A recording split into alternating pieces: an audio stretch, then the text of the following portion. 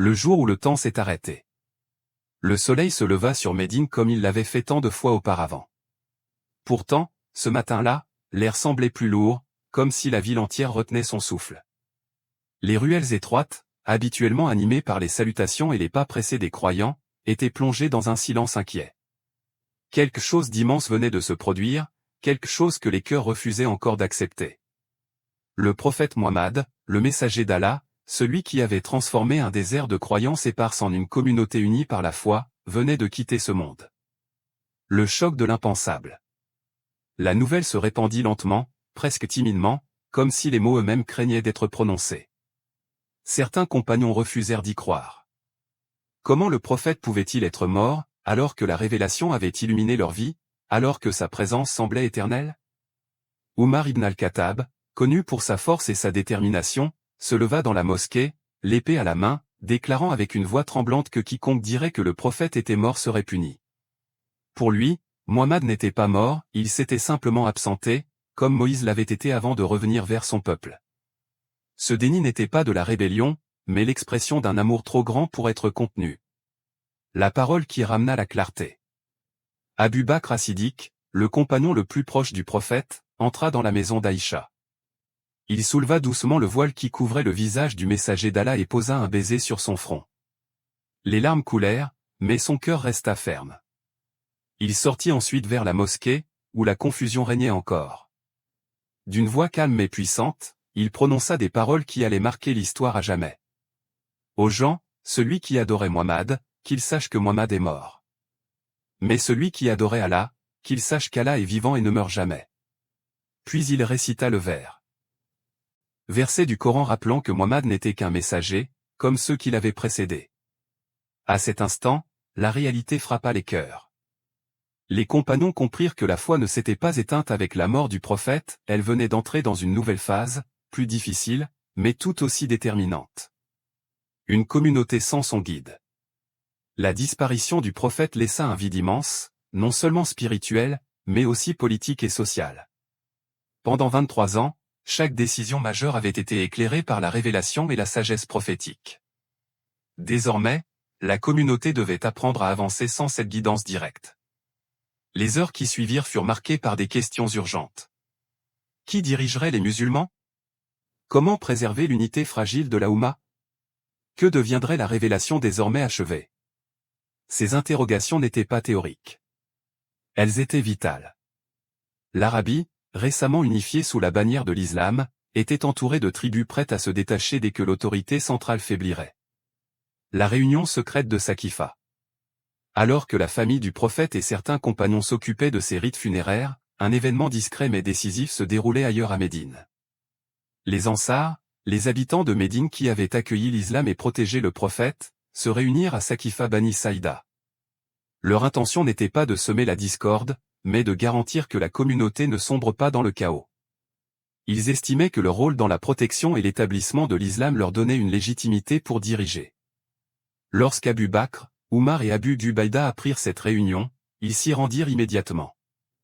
La discussion fut intense, parfois émotive, mais profondément sincère. Chacun parlait avec la crainte d'Allah et le désir de préserver l'unité. Abu Bakr rappela que le prophète avait toujours mis en avant l'importance de crèche dans la direction de la communauté, non par favoritisme tribal, mais pour maintenir la cohésion parmi les Arabes. Finalement, dans un moment chargé d'histoire, Oumar prêta serment d'allégeance à Abu Bakr. Les autres suivirent. Ainsi débuta le califat, une institution qui allait façonner l'histoire de l'islam pour des siècles. L'enterrement du messager d'Allah. Pendant que ces décisions cruciales étaient prises, le corps béni du prophète fut préparé avec respect et amour. Il fut lavé par les membres de sa famille proche, enveloppé dans un linceul simple, conformément à son enseignement de modestie. Contrairement aux coutumes habituelles, il n'y eut pas de prière funéraire collective. Les compagnons entraient par petits groupes dans la chambre, prièrent individuellement sur le prophète, puis ressortaient en silence, les yeux remplis de larmes. Il fut enterré à l'endroit même où il était décédé, dans la chambre d'Aïcha, un rappel éternel que même le plus noble des hommes quitte ce monde avec humilité. Les premières fissures invisibles. À l'extérieur de Médine, des signes inquiétants commencèrent à apparaître. Certaines tribus, qui avaient prêté allégeance au prophète, considérèrent que leur engagement était désormais terminé. D'autres refusèrent de payer la zaka, la voyant comme une obligation personnelle envers Muhammad et non comme un pilier de l'islam. Plus grave encore, de faux prophètes surgirent, exploitant la confusion et la fragilité du moment. Musaylima, Tulayya et d'autres revendiquèrent une révélation divine, cherchant pouvoir et reconnaissance.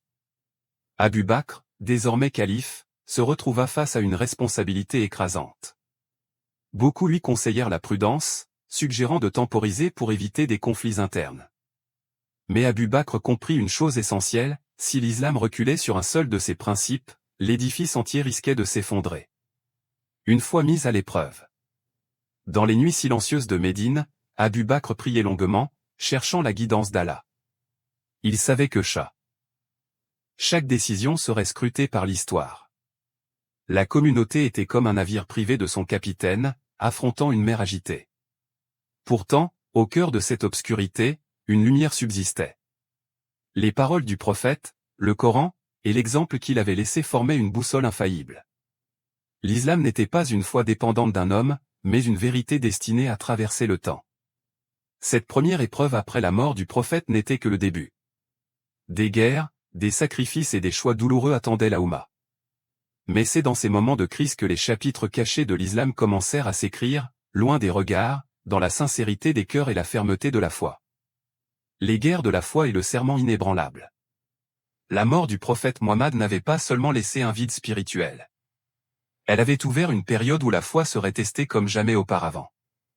À peine les larmes de Médine avaient-elles séché que des secousses violentes commencèrent à ébranler l'édifice encore jeune de la communauté musulmane. Abu Bakr as-Siddiq, désormais calife, se tenait au centre de cette tempête. Il n'avait ni l'aura prophétique ni la révélation pour guider chacune de ses décisions. Pourtant, il possédait quelque chose d'essentiel, une foi inébranlable et une compréhension profonde de l'esprit de l'islam. Le refus de la zaka, une fracture dangereuse. Les premières nouvelles inquiétantes arrivèrent rapidement. Plusieurs tribus arabes annoncèrent qu'elles refusaient désormais de verser la zaka. À leurs yeux, cette obligation était liée personnellement au prophète. Puisqu'il était mort, estimaient-elles, leur engagement financier n'avait plus lieu d'être. Pour certains compagnons, la situation semblait complexe. Ces tribus priaient encore, proclamaient l'unicité d'Allah et se considéraient musulmanes. Fallait-il réellement les combattre pour une question de zaka? Umar ibn al-Khattab lui-même exprima des réserves. Il craignait qu'une guerre contre ces tribus affaiblisse davantage la Oumma et provoque une effusion de sang inutile. Abu Bakr l'écouta attentivement, puis répondit avec une fermeté qui surprit même les plus proches compagnons. Par Allah, je combattrai quiconque fait une distinction entre la prière et la zaka. Même s'il refuse de donner une corde qu'il donnait du vivant du messager d'Allah, je les combattrai pour cela. Pour lui, la zaka n'était pas un simple impôt, mais un pilier de l'islam. La remettre en cause revenait à fragiliser toute la religion. Les faux prophètes, une menace plus grave encore. Alors que certaines tribus se contentaient de refuser la zaka, d'autres allèrent beaucoup plus loin. Profitant de la confusion, des hommes ambitieux se proclamèrent prophètes, prétendant recevoir une révélation divine. Le plus célèbre d'entre eux était Musaylima, surnommé plus tard, le menteur. Originaire de Yamama, il avait déjà, du vivant du prophète, tenté de se faire reconnaître comme prophète associé. Après la mort du messager d'Allah, il trouva un terrain fertile pour répandre ses mensonges. D'autres suivirent, Tulayya ibn Khuwaylid, Saja bin al-Harith et plusieurs figures locales qui exploitaient la crédulité et les rivalités tribales. Leur objectif n'était pas spirituel, mais politique, le pouvoir, l'influence et l'indépendance vis-à-vis de Médine. Abu Bakr comprit immédiatement le danger. Si ces faux prophètes n'étaient pas arrêtés, l'islam risquait de se fragmenter en une multitude de croyances déformées. Une décision qui divisa, puis unit. Malgré les inquiétudes de certains compagnons, Abu Bakr prit une décision audacieuse, il lança simultanément plusieurs expéditions pour affronter les tribus rebelles et les faux prophètes. Cette stratégie comportait un risque énorme, car les forces musulmanes étaient limitées. Mais le calife refusait de gouverner par la peur. Il croyait que la vérité, lorsqu'elle est défendue avec sincérité, est toujours sous-temps. Soutenu par Allah. Il confia les commandements à des hommes expérimentés, parmi lesquels Khalid ibn al-Wali, le redoutable stratège surnommé « l'épée d'Allah ». Khalid fut envoyé vers les régions les plus instables, là où Muselima et d'autres prétendants à la prophétie gagnaient du terrain. Les batailles de l'apostasie. Les combats qui suivirent furent connus sous le nom de guerre de l'apostasie. Ce ne furent pas des guerres de conquête, mais des luttes pour préserver l'essence même de l'islam. Les batailles furent violentes. Des musulmans affrontaient d'autres arabes qui, quelques mois plus tôt, priaient parfois à leur côté. Cette réalité pesait lourdement sur les cœurs. La bataille de Buzaka, puis celle d'Akraba, furent parmi les plus sanglantes. À Yamama, les troupes musulmanes se heurtèrent à une résistance farouche. Muselima avait rassemblé une armée importante et s'était retranché dans un jardin fortifié. De nombreux compagnons périrent, notamment parmi ceux qui connaissaient le Coran par cœur. Chaque martyr était une perte immense, non seulement humaine, mais aussi spirituelle. La victoire au prix du sacrifice. Finalement, après des combats acharnés, Muselima fut tué. Sa chute marqua un tournant décisif. Les tribus commencèrent à comprendre que l'autorité de l'islam ne dépendait pas d'un homme, mais d'une foi vivante et protégée. La victoire fut accueillie avec soulagement, mais aussi avec tristesse. Abu Bakr pleura la perte des compagnons tombés au combat. Il savait que chaque vie sacrifiée était précieuse auprès d'Allah. C'est à ce moment-là qu'une inquiétude nouvelle émergea. Avec la mort de nombreux mémorisateurs du Coran, un risque jusqu'alors inimaginable apparut, et si le texte sacré venait à se perdre partiellement avec le temps? Une idée révolutionnaire, préserver le Coran. Oumar ibn al-Khattab se rendit auprès d'Abu Bakr avec une proposition audacieuse, rassembler le Coran en un seul volume écrit. Jusqu'alors, les versets étaient mémores. Mémorisés et consignés sur divers supports, mais jamais réunis de manière systématique. Abu Bakr hésita. Comment pouvait-il faire quelque chose que le prophète n'avait pas fait de son vivant? Cette question le tourmenta profondément. Après de longues réflexions et prières, il comprit que cette initiative ne contredisait pas l'islam, mais le protégeait. Il confia la mission à Zayd ibn Tabi, un jeune compagnon connu pour sa rigueur et son intégrité. Zayd décrivit plus tard cette tâche comme l'une des plus lourdes responsabilités de sa vie.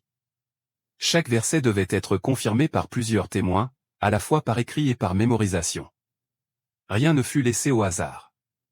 L'islam sort renforcé de l'épreuve. Peu à peu, la péninsule arabique retrouva sa stabilité.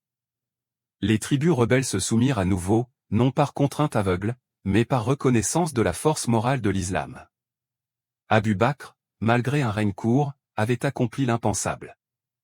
Il avait tenu la Oumma unie dans l'une de ses périodes les plus critiques. Son leadership discret, souvent sous-estimé, fut en réalité l'un des piliers les plus solides de l'histoire islamique. Mais ces victoires n'étaient qu'un prélude. D'autres défis, plus vastes encore, attendaient la communauté musulmane. Des empires anciens observaient désormais l'islam avec inquiétude, conscients qu'une nouvelle force venait de naître. Les chapitres cachés de l'islam continuaient de s'écrire, façonnés par la foi, le sacrifice et des décisions prises dans l'ombre, loin des récits simplifiés. L'expansion silencieuse et les épreuves du pouvoir. Lorsque les guerres de l'apostasie prirent fin, la péninsule arabique entra dans une période de calme relatif. Ce silence n'était pas celui de l'inaction, mais celui d'une force qui se réorganise. L'islam, désormais consolidé à l'intérieur, commença à regarder au-delà de ses frontières naturelles. Les décisions prises durant cette période allaient transformer une communauté régionale en une civilisation mondiale. Abu Bakr as-Siddiq, affaibli physiquement mais ferme dans sa vision, savait que la stabilité intérieure ne suffirait pas à garantir l'avenir de la Oumma. Les grandes puissances voisines, l'Empire byzantin au nord-ouest et l'Empire sassanide à l'est, observaient avec inquiétude la montée de l'islam. Les tensions aux frontières devenaient inévitables. Une stratégie héritée du prophète. Avant même sa mort, le prophète Mohammed avait préparé une expédition vers les territoires byzantins, dirigée par Usama ibn Zayd, un jeune commandant choisi malgré son âge. Après le décès du prophète, certains compagnons suggérèrent de retarder ou d'annuler cette expédition, craignant que Médine ne soit laissée sans défense. Abu Bakr refusa catégoriquement. Par Allah, déclara-t-il, je ne délierai pas un étendard que le messager d'Allah a attaché de sa propre main. Ce choix était hautement symbolique. Il affirmait que la direction de l'islam n'avait pas changé de cap avec la mort du prophète. L'expédition d'Usama partit, et revint victorieuse, envoyant un message clair aux tribus arabes et aux puissances voisines, la communauté musulmane restait forte, disciplinée et fidèle à ses engagements. Les premières confrontations impériales. Peu après, Abu Bakr autorisa des campagnes plus larges vers l'Irak et la Syrie. Khalid ibn al-Wali fut envoyé vers les territoires sassanides, où il affronta des armées bien équipées et numériquement supérieures. Contre toute attente, ces victoires rapides et décisives déstabilisèrent les Perses. Ces batailles n'étaient pas seulement militaires. Elles opposaient deux visions du monde. D'un côté, des empires anciens, alourdis par des hiérarchies rigides et des injustices sociales. De l'autre, une armée motivée par une foi profonde, une discipline morale et un sentiment d'égalité rarement vu à l'époque. Chaque victoire renforçait la conviction que l'islam portait un message universel, capable de transcender les frontières terrestres. Tribal et culturel. La mort d'un pilier. Malgré ses succès, Abu Bakr sentait ses forces décliner. Son califat, bien que court, avait été marqué par des décisions lourdes et des nuits sans sommeil. 2 ans après avoir assumé la charge la plus lourde de la Oumma, il tomba gravement malade. Conscient de l'importance de la continuité, il consulta les compagnons les plus respectés. Une question cruciale s'imposa, qui pouvait porter ce fardeau après lui? Le nom de Oumar ibn al-Khattab s'imposa progressivement. Connu pour sa rigueur, sa justice et son sens aigu de la responsabilité, Oumar inspirait à la fois respect et crainte. Certains redoutaient sa fermeté, mais Abu Bakr voyait en lui l'homme capable de maintenir l'équilibre entre force et justice. Avant sa mort, Abu Bakr désigna officiellement Oumar comme son successeur. Lorsqu'il s'éteignit, la communauté pleura un homme discret, dont la grandeur résidait dans son humilité et sa fidélité absolue à l'islam. Un nouveau califat, un nouveau style. L'accession de Oumar ibn al-Khattab au califat marqua un tournant. Là où Abu Bakr gouvernait par douceur et persuasion, Oumar gouvernait par la justice et la fermeté. Il considérait sa fonction non comme un privilège, mais comme une responsabilité pour laquelle il serait interrogé devant Allah. Il institua des réformes administratives inédites. Les territoires conquis furent organisés, les revenus publics recensés, et des registres furent établis pour assurer une distribution équitable. L'État islamique naissant prenait une forme structurée, loin de l'improvisation. Oumar insistait sur la transparence. Il exigeait que ses gouverneurs rendent des comptes, vivant simplement et évitant toute ostentation. Lorsqu'un responsable était soupçonné d'abus, il était convoqué à Médine et interrogé publiquement. L'expansion et ses dilemmes moraux. Sous le califat de Oumar, l'islam s'étendit à une vitesse sans précédent. La Syrie, l'Égypte, la Perse et une grande partie de l'Irak tombèrent sous administration musulmane. Des villes antiques, comme Damas, Jérusalem et Ctésiphon, changèrent de main. Mais Oumar refusa que ces conquêtes deviennent des entreprises de pillage. Les populations locales furent protégées, leurs lieux de culte respectés, et des accords garantissant la sécurité et la liberté religieuse furent signés. Lorsque Jérusalem se rendit, Oumar se déplaça personnellement pour recevoir les clés de la ville. Il entra humblement, vêtu simplement, refusant de prier à l'intérieur de l'église du Saint-Sépulcre afin d'éviter qu'elle ne soit transformée plus tard en mosquée. Ce geste, discret mais profond, marqua durablement l'histoire. Les tensions internes émergentes. Malgré ses réussites, tout n'était pas paisible. L'expansion rapide apporta richesse et diversité, mais aussi des défis nouveaux. Des différences culturelles apparurent, et certains commencèrent à regretter la simplicité des débuts. Oumar était conscient de ces dangers. Il craignait que l'attachement au monde matériel n'affaiblisse la spiritualité de la Oumma. Il rappelait constamment que le véritable succès n'était pas la domination territoriale, mais la justice et la piété. Dans l'ombre, cependant, des tensions silencieuses se formaient. Les questions de succession, d'autorité et d'interprétation commençaient à prendre de l'ampleur. Ces fissures, encore invisibles pour beaucoup, allaient jouer un rôle crucial dans les années à venir. Une fin tragique et symbolique. Après 10 années de règne, Oumar ibn al-Khattab fut poignardé alors qu'il dirigeait la prière de l'aube à la mosquée de Médine. Sa mort choqua profondément la communauté. L'homme qui incarnait la justice et la fermeté tomba dans un lieu de paix, rappelant la fragilité de toute autorité humaine. Avant de mourir, il institua un conseil restreint chargé de désigner le prochain calife, refusant de nommer un successeur unique. Ce choix reflétait sa crainte d'imposer sa volonté personnelle à la Oumma. Avec la mort de Oumar, un nouveau chapitre s'ouvrit. Les conquêtes avaient élargi le monde musulman, mais les défis à venir seraient plus internes que militaires. L'islam entrait dans une phase où la gestion du pouvoir serait aussi déterminante que sa conquête. Héritage et leçon des temps oubliés. Après la mort tragique d'Oumar ibn al-Khattab, la Oumma se trouvait à un carrefour historique. La communauté musulmane avait traversé des épreuves sans précédent, la perte de son prophète, les guerres de l'apostasie, la consolidation des textes sacrés et l'expansion militaire rapide. Désormais, elle devait naviguer dans un monde plus vaste, plus complexe, où le défi principal n'était plus l'unité tribale mais la gestion d'un empire en pleine croissance. La formation du Conseil consultatif. Conscient de la fragilité de la succession après la mort d'Oumar, le calife mourant avait laissé derrière lui un conseil consultatif composé de 6 compagnons respectés, chargés de choisir le prochain dirigeant de la Oumma. Ce conseil incluait des figures telles qu'Othman ibn Affan, Ali ibn Abi Talib et d'autres compagnons influents. La tâche était ardue. Chacun des membres avait ses qualités et ses loyautés tribales, et le choix devait non seulement garantir la continuité du leadership mais aussi préserver la paix au sein de la communauté. Après des jours de délibération intense, le consensus se fit sur Othman ibn Affan, un compagnon connu pour sa générosité, sa patience et son engagement profond envers l'islam. Sa nomination marqua le début d'une nouvelle ère, centrée sur la stabilité administrative et la codification des enseignements islamiques. La codification du Coran.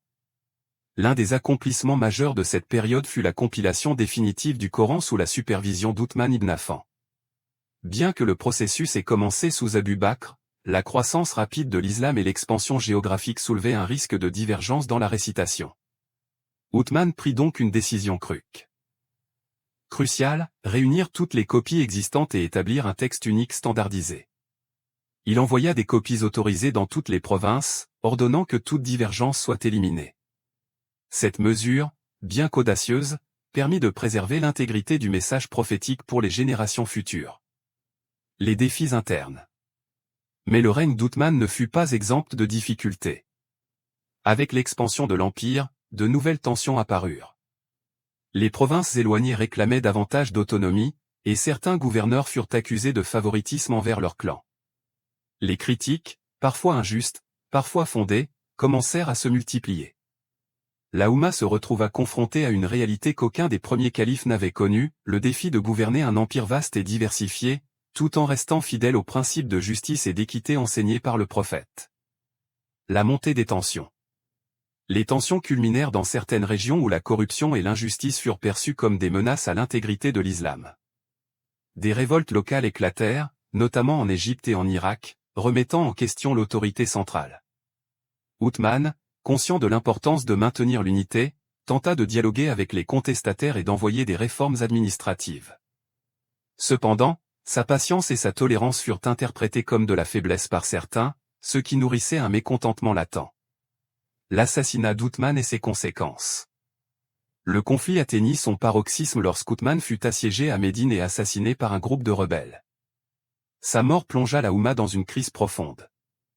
Pour la première fois, la communauté fut confrontée à la violence interne à grande échelle, un choc qui allait laisser des traces durables. Ali ibn Abi Talib, cousin et gendre du prophète, fut alors choisi comme 4e calife. Son leadership fut marqué par des efforts pour restaurer la justice et l'unité, mais il hérita également de tensions déjà installées et de divisions croissantes au sein de la Oumma. Les leçons des premiers califes.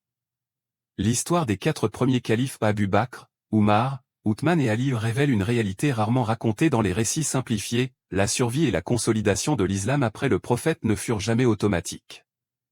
Elles nécessitèrent courage, patience, justice et une foi indéfectible.